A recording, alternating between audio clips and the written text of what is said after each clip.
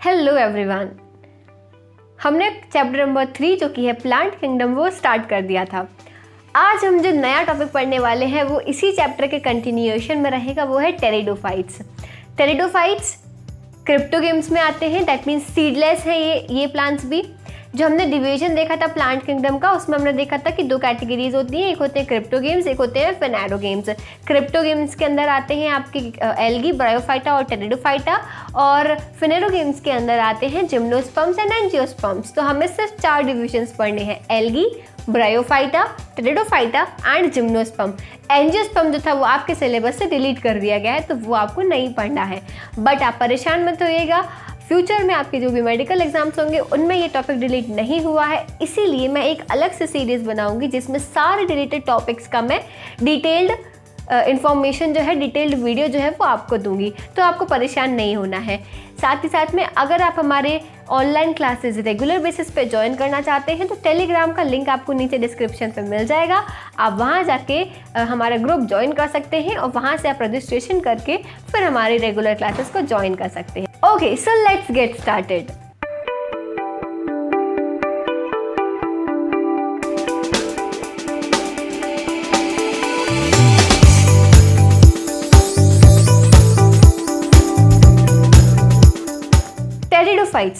Pteridophytes are the first land plants with vascular bundles. So, students, these are the first land plants. Algae and Bryophyta were the plants that were found in the water only, but Pteridophytes are the first land plant with the vascular bundles. That means they have xylem as well as phloem with them. But remember one thing, in xylem, true vessels are absent, and in phloem, companion cells and sieve tube are absent. ये एक बहुत important point है जो पूछा जाता है।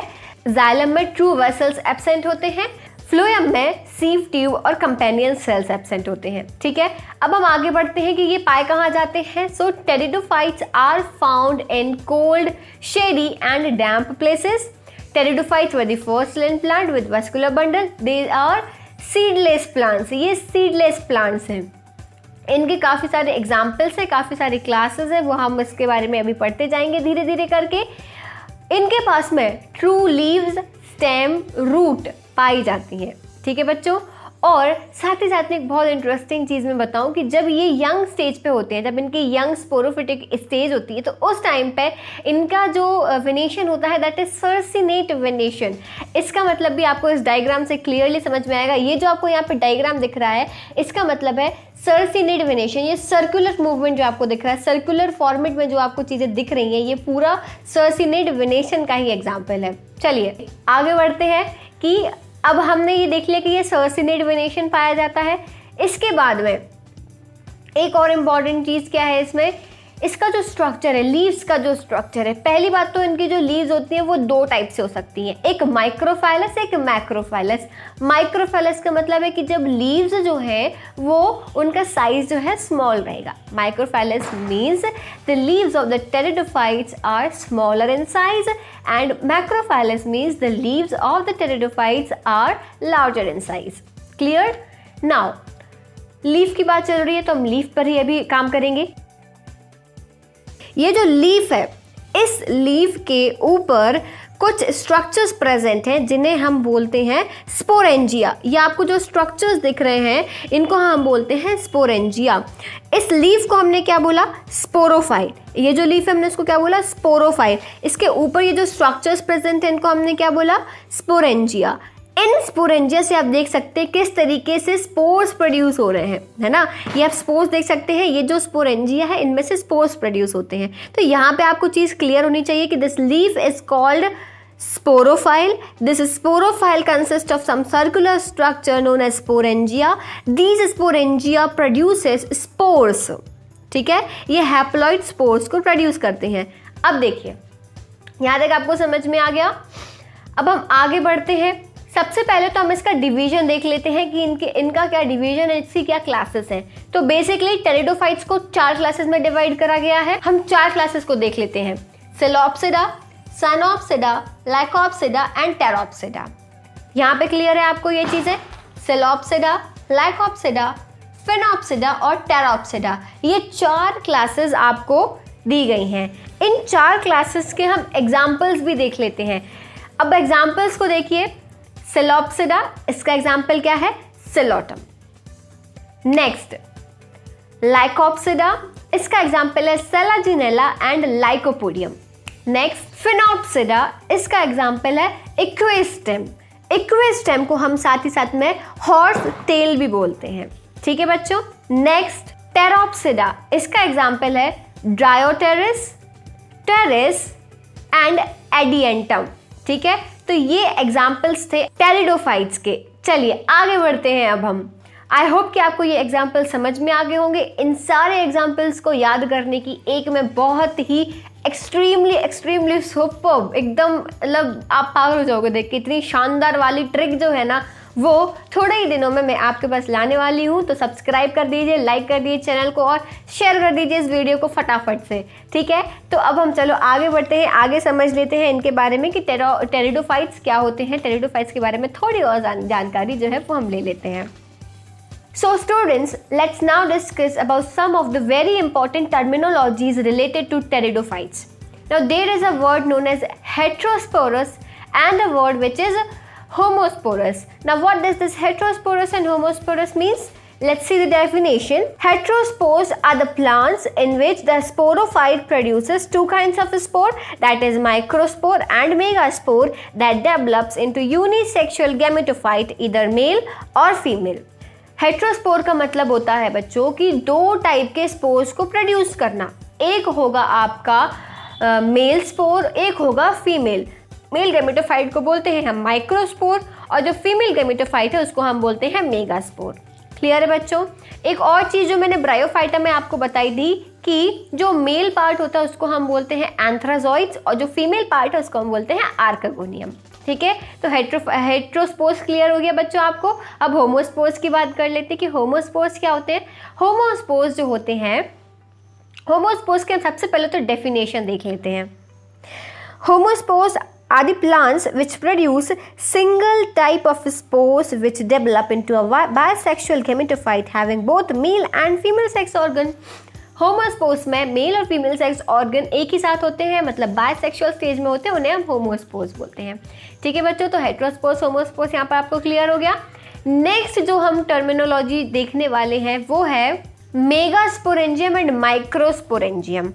Megaspores की definition देखते हैं हम सबसे पहले। In plants a haploid spore that develops into a female gametophyte is a megaspore, and microspore in plants a haploid spore that develops into a male gametophyte. तो ये दोनों की डेफिनेशन हो गई, मेगास्पोर की और माइक्रोस्पोर की। नेक्स्ट टर्मिनोलॉजी आती है माइक्रोफाइलस और मैक्रोफाइलस, जो मैं आपको बता चुकी हूँ। ठीक है, इसके एग्जाम्पल्स भी हमने देख लिए। अब हम आ जाते हैं इसके इकोनॉमिक यूजेस पर।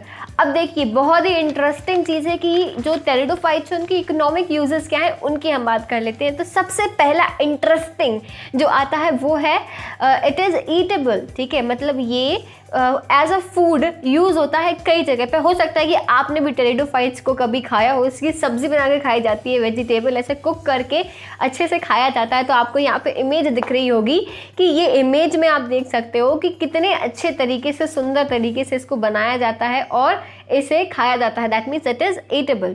Next is it is use as a ornamental purpose. इसको ऑर्नामेंटल के तौर पर यूज़ करा जाता है, ऑर्नामेंटल पर्पस के लिए। Other than that, it is also used in some medicines and so on. तो अब हम थोड़ा सा इसके लाइफ साइकिल पे भी चर्चा कर लेते हैं कि how is the life cycle of pteridophytes is seen.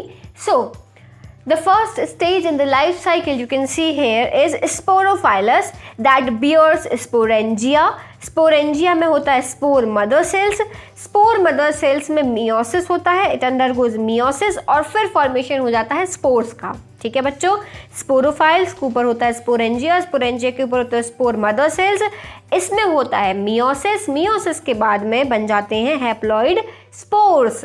ठीक है, जो स्पोर्स होते हैं ये कहाँ पे हो रहा है सब कुछ? ये हो रहा है इन मॉइस्ट शेडी प्लेसेस। कहाँ पर हो रहा है ये? In moist shady places. ये स्पोर्स जो होते हैं बच्चों, ये कन्वर्ट हो जाते हैं प्रोथैलस फॉर्म में।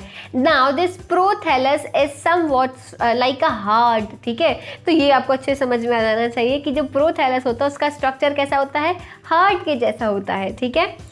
It is inconspicuous multicellular free living photosynthetic thalloid gametophyte, ठीक है।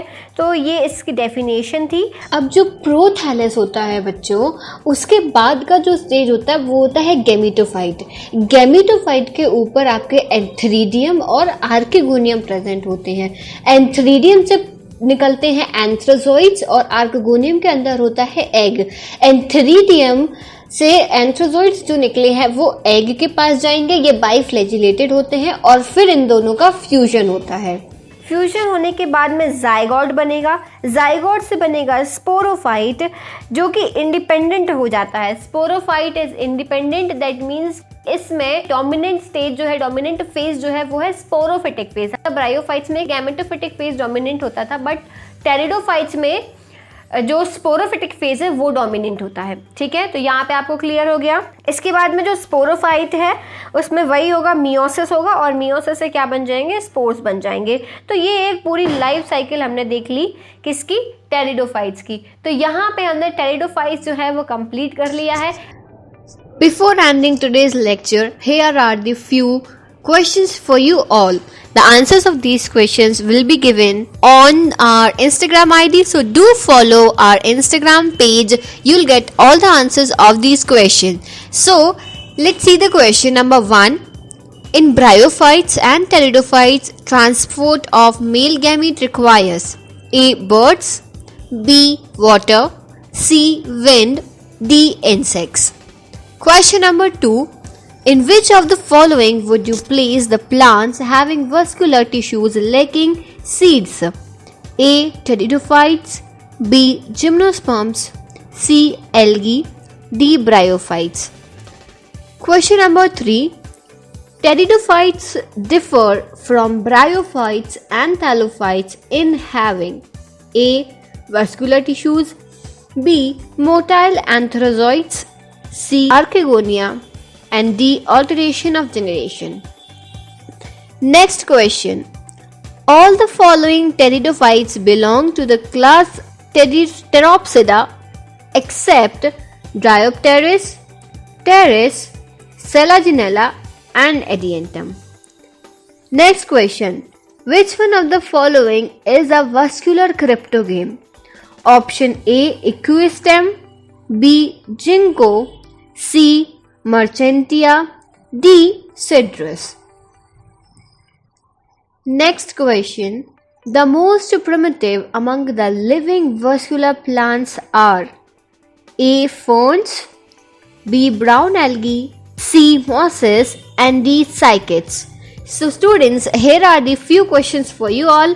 Solve them and get the answers on our Instagram page. So keep watching our videos. Subscribe, like, comment and share. We'll very soon upload our another video. Examples का आपको याद करने का जो trick है वो मैं आपको बहुत जल्दी दूंगी। सो अगर आपको वीडियो पसंद आती है तो लाइक करिए, सब्सक्राइब करिए, और हमारी लाइव क्लासेस अगर आपको ज्वाइन करनी है तो नीचे डिस्क्रिप्शन में दिए हुए लिंक को आप क्लिक करके ज्वाइन कर सकते हैं।